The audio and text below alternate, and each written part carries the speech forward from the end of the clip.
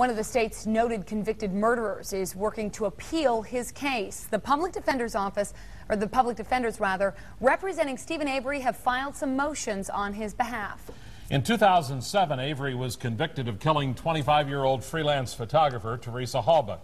Halbach was last seen on Avery's family salvage yard property. She was there to take pictures of a minivan for a magazine. In court, investigators testified they recovered her remains in a burn pit behind Avery's trailer.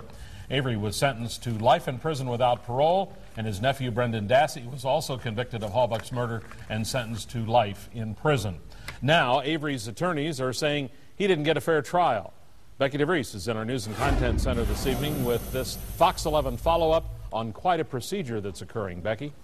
Well, Avery's public defenders filed 60 pages worth of paperwork listing reasons and examples of evidence they say that should have been allowed at Steven Avery's trial. Part of the motion they filed is sealed, which means the public cannot read it, but about 30 pages of the motion detail how other people could have murdered Teresa Halbach.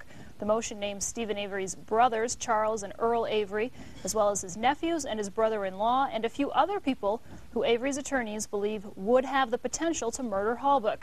During Avery's trial a few years ago, his attorneys were not allowed to introduce evidence pointing to others who may have committed the murder.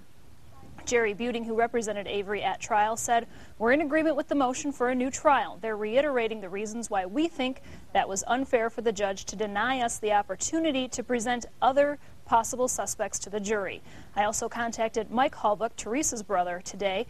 He says, "It's been 3.5 years since Teresa's death, and my family and I are thankful that we're one step closer to finality and peace." I also contacted Avery's family, prosecutors who worked on the Halbach case, and Avery's current public defenders. None of them wanted to comment for this story.